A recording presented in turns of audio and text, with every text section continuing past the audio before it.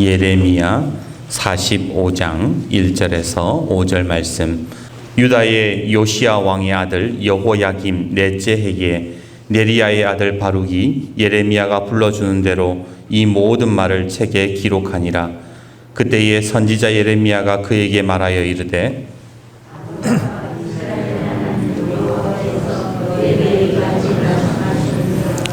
네가 일찍이 말하기를 화로다. 여호와께서 나의 고통에 슬픔을 더하셨으니 나는 나의 탄식으로 피곤하여 평안을 찾지 못하도다.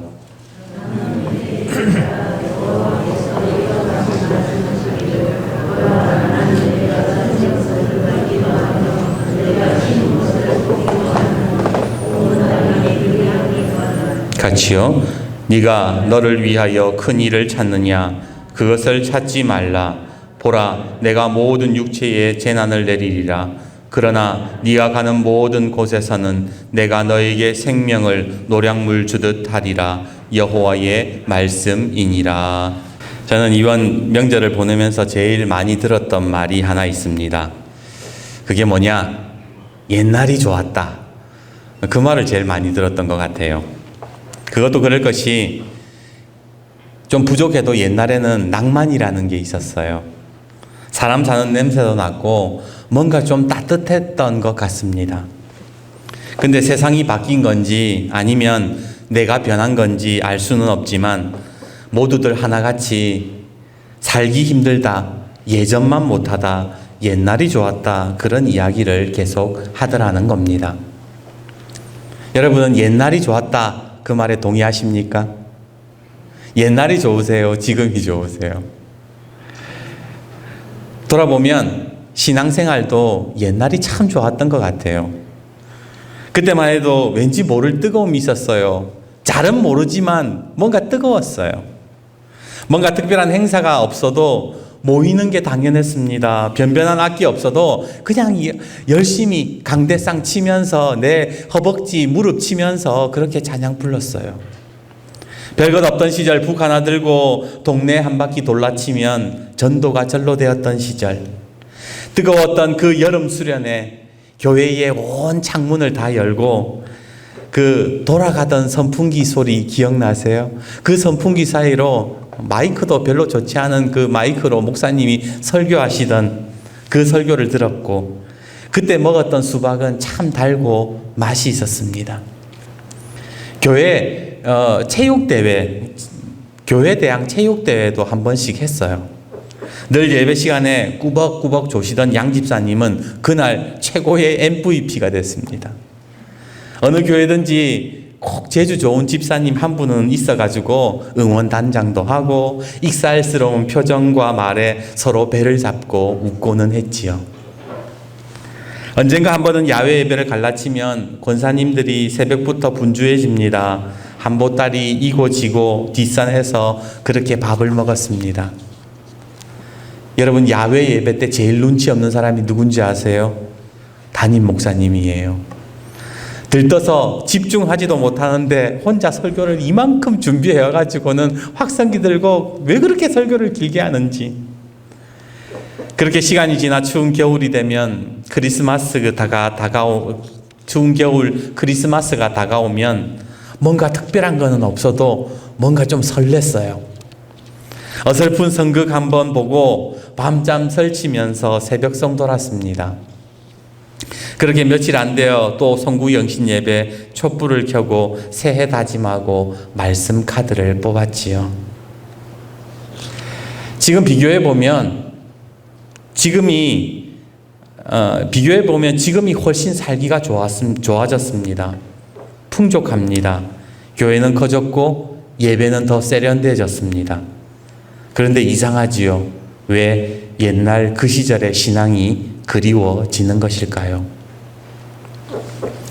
오늘 본문을 보시면 그 옛날 아름다운 신앙을 그리워했던 한 사람이 나옵니다. 바로 오늘 본문의 바룩이라는 사람이에요. 어떤 성도님들은 성경에 이런 사람도 있었나? 그렇게 하시는 분이 계실지 모르겠어요. 아마 예레미야서를 한 번도 안 읽어보신 분들은 이 바룩이 어떤 사람인지를 모를 거예요. 먼저 바룩이라는 사람을 소개하자면 바룩은 예레미야 선지자의 서기관이었습니다. 쉽게 말해서 예레미야가 하나님의 음성을 듣고 그 말씀을 선포하면 그것을 글로 기록하는 사람이에요. 그래서 예레미야 따라다니면서 예레미야가 하나님 말씀 선포하면 그 옆에서 두루마리 휴지란다. 두루마리 거기에다가 양피지에다가 하나님 말씀을 옆에서 막 기록하는 사람이었다는 거예요. 바룩은 출신이 좋았어요. 양반 출신이에요. 바룩의 형제 중 한 명이 그 왕의 참모 고위 관료였습니다. 왕의 채측근이 된다라는 게 뭐 우리나라도 그렇고 이스라엘도 그렇고 아무나 되는 게 아니거든요. 바룩 또한 학식이 뛰어나서 왕궁에서 일할 기회가 있었던 사람이에요. 하지만 그는 하나님의 말씀을 쫓아서 선지자 예레미야와 함께 사역을 감당했던 것입니다. 우리가 보기에 그 위대한 선지자 옆에서 말씀을 기록했으면 대단하게 보이지만 사실은 이 당시에는 정반대였어요. 왜냐하면 예레미야가 엄청나게 핍박을 받았기 때문입니다. 우리가 알다시피 예레미야 선지자가 지금 이스라엘 유다 사람들에게 뭐라고 말씀을 선포합니까? 너희는 어찌 악을 행한다는 것을 알면서 선을 행하지 않느냐? 너희는 왜 이렇게 악하냐? 하나님은 이런 유다의 악함을 절대로 용납치 않으신다. 하나님의 심판이 임박했고 이 나라는 곧 멸망한다. 예레미야가 그렇게 말씀을 선포했던 거예요. 옆에서 바룩이 그것을 두루마리에다가 그 말씀을 계속 기록했어요. 그리고 두루마리의 글은 여호야긴 왕에게 전달이 됩니다. 왕이 양피지 글을 딱 보니까 너무 황당하거든요. 그래서 양피지 글을 보고는 콧웃음을 치면서 바닥에 탁 던져버려요. 야, 나라가 망한다고 웃기고 있네. 야, 이거 불쏘시개나 써라. 왕이 그렇게 말한 이유는 예레미야 선지자가 거짓 선지자라고 그렇게 생각했기 때문입니다. 그도 그럴 것이 그 당시에 선지자 예레미야를 포함한 선지자 몇 명을 빼고는 전부 다 뭐라고 얘기했느냐? 아이고 하나님이 이 나라를 축복하셔가지고 이 나라가 부흥합니다. 이 나라가 더 강대해질 겁니다. 그렇게 이야기를 했다라는 거예요. 그렇게 예레미야는 고난의 길로 접어들게 됩니다. 감옥에도 갇히고 수염도 뽑히고 온갖 핍박과 모욕을 받게 되지요. 그런데 예레미야가 그렇게 고난을 당했다면 바룩 또한 마찬가지 아니었겠습니까? 바룩 또한 인생이 편할 수가 없었어요. 사람들이 그럽니다. 야, 너 양반 출신에 공부도 그렇게 했다고 하면서 어디 할 짓이 없어서 사이비 선지자 비서 노릇이냐 하고 있냐? 모든 선지자가 하나님 축복 이야기하는데 멸망한다고 너 바보 아니야? 여러분 바룩의 입장을 한번 생각해 보세요. 바룩은 하나님의 음성을 직접 듣는 사람이 아니에요. 예레미야 선지자가 하나님의 음성을 듣고 말을 할 때에 그것을 받아 적는 사람이에요. 특별한 기적이나 은혜를 체험한 적 없습니다. 그냥 다만 예레미야의 말이 옳다. 그것이 하나님의 말씀이라고 생각했고 그렇게 해서 예레미야를 따라다닌 것뿐인데 모진 핍박과 모욕, 불이익을 당한다면 그 마음에도 뭔가 좀 흔들리지 않았을까요? 여러분들이 신앙생활하면서 뭔가 하나님의 큰 내가 은혜를 받지 못했고 하나님의 음성을 듣지 못했고 성령 체험 못했는데 주변에서 핍박이 이어지고 불이익을 당한다면 왜 마음이 흔들리지 않겠냐 말입니다. 그래도 예레미야는요, 하나님 앞에 위로라도 받지. 하나님이 말씀하시니까 그 뜨거운 마음으로 살아가지. 바룩은 알아주는 사람도 없고 외로웠어요. 시간이 지나서 이 예레미야는요, 나중에 대접이 달라지게 됩니다. 처음에는 저 거짓 선지자다, 나라 망한다 그럴 때에 전부 다 사람들이 안 믿고 거짓 선지자라 손가락질했는데 나중에 나라가 망해버리니까 사람들의 생각이 달라진 거예요. 예레미야 선지자가 진짜네, 참 선지자네. 그러면서 예레미야에 대한 대접이 달라져요. 참 선지자로 인정하고 핍박했던 사람들이 머리 숙이고 예레미야를 존중합니다. 그런데 바룩에게는 그 누구도 아무에게도 미안하다는 말이 없어요. 바룩은 그냥 잊혀진 채로 묵묵히 예레미야 옆에서 하나님의 말씀을 기록했을 뿐이라는 거예요. 그렇게 바룩이 우울함과 그 외로웠던 시간들이 오래 지나자 이 혼잣말이 많아졌어요. 왜 우리 어른들 외롭고 힘드시면 혼잣말 많이 하시잖아요. 바룩도 아마 그랬나 봐요. 뭐 그렇게 군시렁군시렁 그런지는 모르겠지만 좀 있으면 성경에 나와요. 바룩이 혼잣말이 많이 늘었어요. 옛날이 참 좋았는데, 옛날 그 뜨거웠던 때가 참 좋았는데, 옛날을 그리워하는 바룩이었던 겁니다. 그러다 어느 날 바룩은 말씀을 기록하다가 깜짝 놀라는 일이 생깁니다. 그게 뭐냐? 하나님께서 예레미야를 통해서 갑자기 자신의 이름을 부르시는 거예요. 오늘 2절과 3절 말씀 같이 한번 읽어봅시다. 2절과 3절입니다. 시작. 바룩아, 이스라엘의 하나님 여호와께서 이같이 말씀하셨느니라.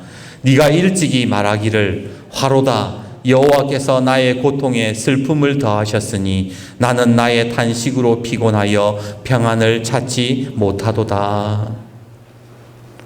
하나님이요, 바룩이요, 얼마나 힘들었으면 혼잣말로 그러는 거예요. 하나님께서 나의 고통에 슬픔을 더하셨다.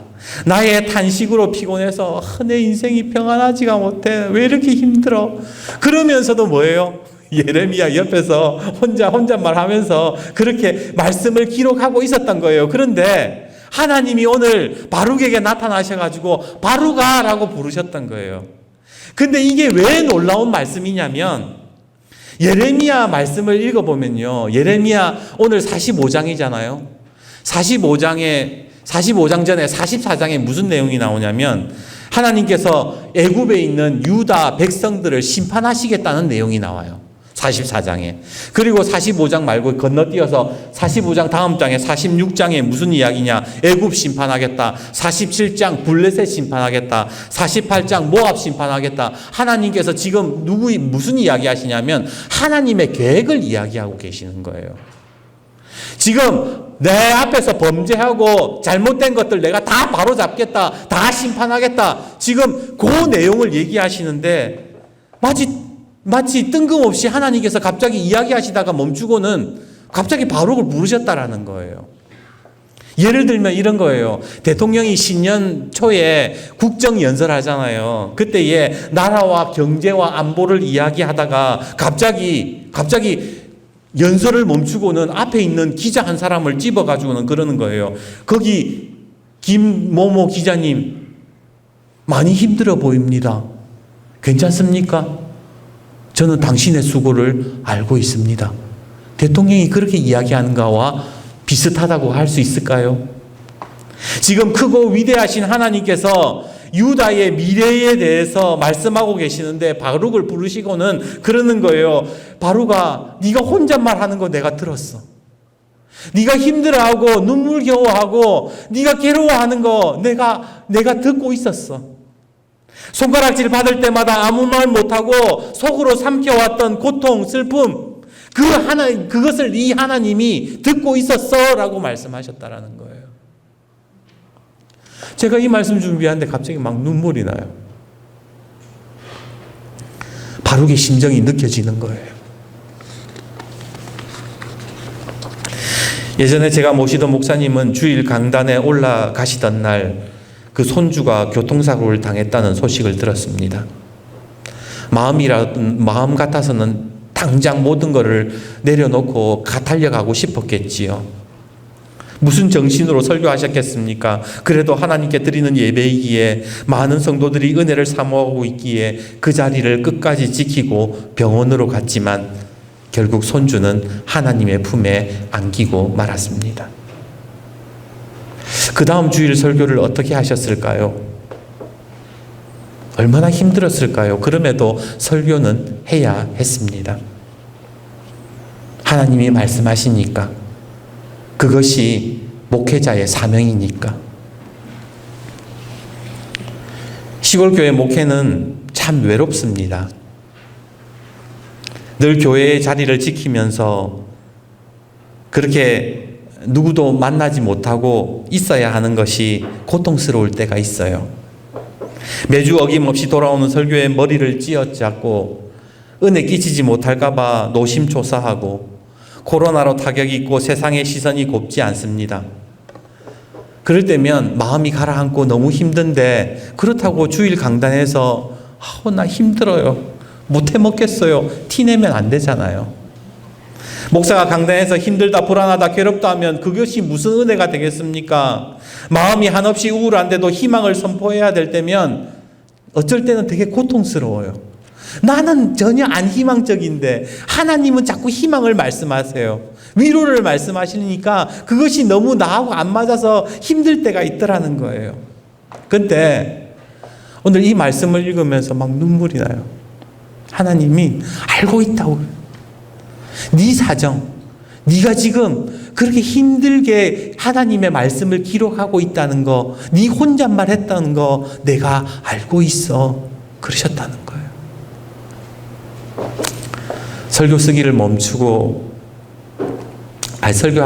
쓰기를 잠깐 멈출 수밖에 없었습니다. 여러분, 바룩의 심정이 어떨까요? 바룩도요, 오늘 45장 이것을 기록하면서 눈물 줄줄 흘리면서 기록했을 거예요. 우리 4절과 5절 말씀 한번 읽어봅시다. 같이 읽습니다. 시작. 너는 그에게 이르라. 여호와께서 이와 같이 말씀하시기를 보라, 나는 내가 세운 것을 헐기도 하며 내가 심은 것을 뽑기도 하나니 온 땅에 그리하겠거늘 내가 너를 위하여 큰 일을 찾느냐? 그것을 찾지 말라. 내가 모든 육체의 재난을 내리리라. 그러나 네가 가는 모든 곳에서는 내가 너에게 내 생명을 노량물 주듯 하리라. 여호와의 말씀이니라. 오늘 5절에 하나님이 그러시는 거예요. 네 혼잣말 내가 들었어. 그런데 바로가 잘 들어봐. 5절에 뭐라고 얘기하시느냐? 네가 너를 위해서 큰 일을 찾느냐? 여기에서 말하는 큰 일은 히브리 말로 게돌레트, 야망이라는 거예요. 야망. 쉽게 말해서 너 욕심 부리지 말고 지금 하나님을 위해서 살아야지 자꾸만 그런 야망을 가지고 하면 힘들어. 세상에 흔들리지 말고 지금처럼 하나님의 뜻을 목표로 삼고 네 자리를 지키면서 그렇게 꿋꿋이 살아가라. 그러면 네 생명은 내가 지킨다. 네 생명은 내가 책임진다. 하나님께서 그렇게 약속하셨다라는 거예요. 오늘 하나님께서 우리에게도 동일하게 얘기하세요. 너무 너의 욕심을 따라서 너의 야망을 따라서 너무 큰 일들을 찾지 마라. 뭔가 대단한 일을 하려고 특별한 일을 하려고 하지 말아라. 지금 하고 있는 일, 예레미야의 서기관으로 농사 짓는 사람은 농사의 일로, 영업하는 사람은 영업하는 일로 하나님의 말씀을 기록하고 하나님의 말씀으로 살아가고 드러나지 않아도 자기의 일을 묵묵히 감당하라. 그러면 내가 너를 지키겠다. 하나님께서 그렇게 약속해 주셨던 거예요.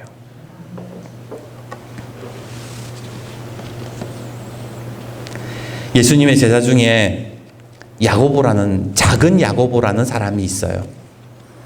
여러분, 야고보 이러면 뭐 그냥 야고보인가 보다 그러지만 성경에 야고보가 3명이 있어요. 첫 번째, 요한의 형제 세베대의 아들 야고보예요. 이 야고보는 사람들이 하도 야고보가 많으니까 헷갈려가지고 너는 큰 야고보 해라, 너는 작은 야고보 해라 이렇게 나눴거든요. 그래서 큰 야고보는 사도 요한의 형제 세베대의 아들 큰 야고보예요. 두 번째는 예수님의 형제 야고보예요. 그리고 세 번째는 바로 우리가 아는 지금 제가 이 말씀을 드리려고 하는 알페오의 아들 야고보, 작은 야고보입니다. 재미있는 사실은 이 3명의 야고보 중에 작은 야고보만이 별로 유명하지 않다라는 거예요. 3명의 야고보 중에 첫 번째 큰 야고보는요, 예수님 측근이에요. 최측근이에요. 예수님과 가장 가까운 제자로 첫 번째 순교자가 됐습니다. 두 번째, 예수님의 형제 야고보는 뭐예요? 야고보서의 말씀을 쓴, 그리고 초대교회의 유명한 위대한 사도로 알려져 있지요. 그런데 마지막 이 작은 야고보는 별로 성경에 나와 있지가 않는 거예요.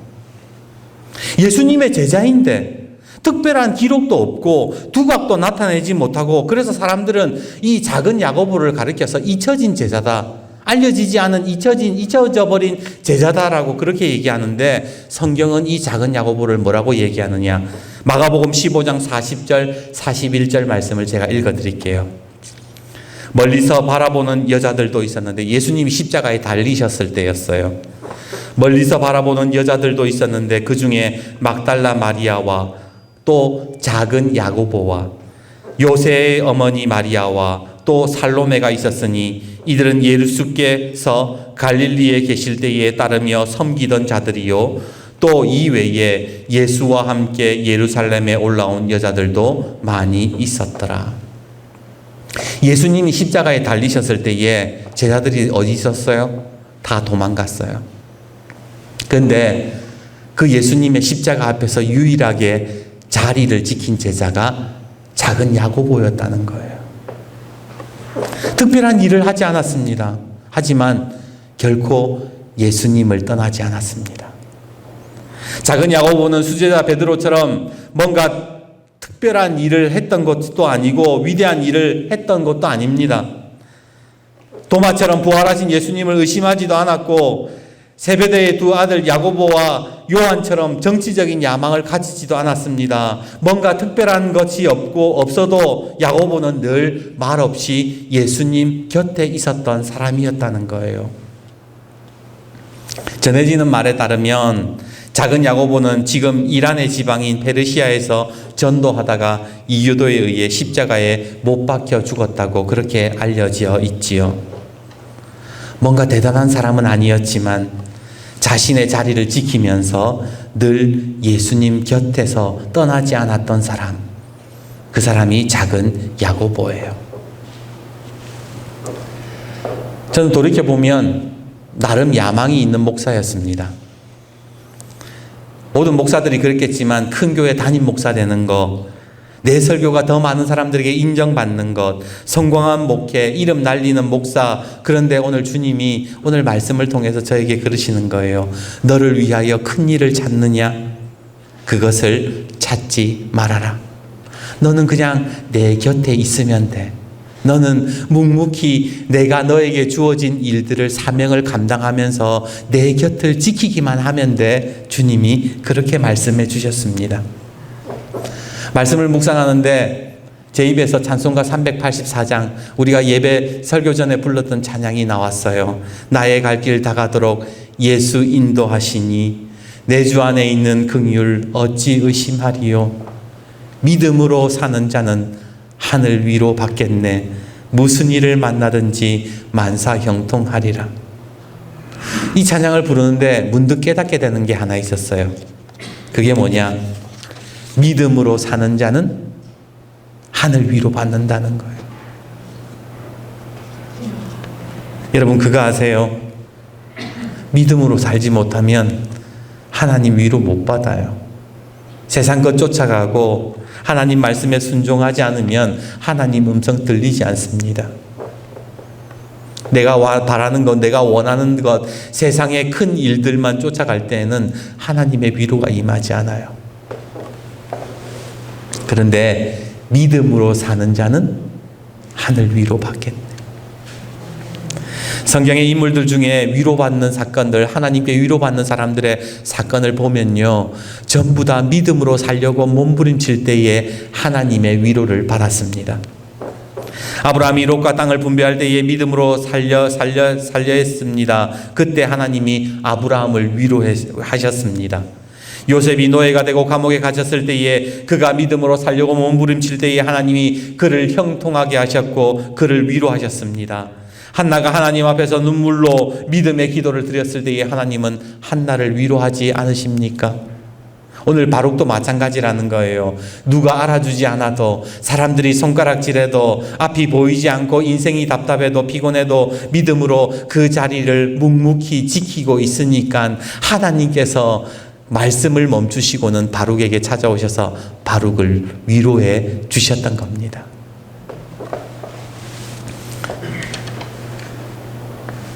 우리 선교사님이 이 자리에 계셔서 말씀드리기는 조금 송구스럽지만 말씀 준비하면서 우리 선교사님 생각이 났어요. 우리 정시아 선교사님, 그 사역의 자리에서 얼마나 힘들겠습니까? 말 안 통하는 사람들하고 그렇게 문화가 다른 곳에서 사역한다는 게 쉬운 일이 아니거든요. 근데 묵묵하게 그 자리에서 그냥 뭔가 크게 뭔가 부흥되고 뭔가 크게 큰 일이 일어나지 않아도 그 자리에서 묵묵하게 지키는 선교사님이 얼마나 귀한지 모릅니다. 우리 하나님께서 우리 선교사님, 사모님, 우리 자녀들 위로해 주실 줄 믿습니다. 이제 말씀을 맺겠습니다. 오늘 하나님이 말씀을 멈추시고 바룩에게 찾아오셔서 그를 위로하셨습니다. 바룩이 자신의 자리에서 묵묵하게 자신의 사명을 감당할 때에, 오늘을 견뎌낼 때 하나님께서는 말씀을 멈추시고 바룩을 위로하신 거예요. 그러기에 오늘 저와 여러분의 삶에도 내 자리 속에서 믿음으로 살아서 하늘 위로 받는 귀한 은혜가 있기를 주님의 이름으로 축복합니다. 이제 박노해 시인의 시 한 편 읽어드리고 말씀을 맺도록 하겠습니다. 주보 앞에 있습니다. 제목이 한계선입니다. 옳은 일을 하다가 한계에 부딪혀 더는 나아갈 수 없다 돌아서고 싶을 때 고개 들어 살아갈 날들을 생각하라. 여기서 돌아서면 앞으로 어려운 일이 생길 때마다 너는 도망치게 되리라. 여기까지가 내 한계라고 스스로 그어버린 그 한계선이 너 평생 너의 한계가 되고 말리라. 옳은 일을 하다가 한계에 부딪혀 그만 금을 긋고 돌아서고 싶을 때 묵묵히 황무지를 갈아가는 일소처럼 구역구역 너의 지경을 넓혀가라. 그렇습니다. 예수 믿는다는 거는요, 뭔가 특별한 것을 경험하고 큰 일을 하는 것이 예수 잘 믿는 게 아니에요. 오늘 내가 맡은 자리 속에서 내 사명 꿋꿋이 감당해 가면서 오늘을 견뎌내는 사람들을 하나님은 위로하시고 그를 사랑하시고 그에게 놀라운 은혜를 부어주시는 겁니다.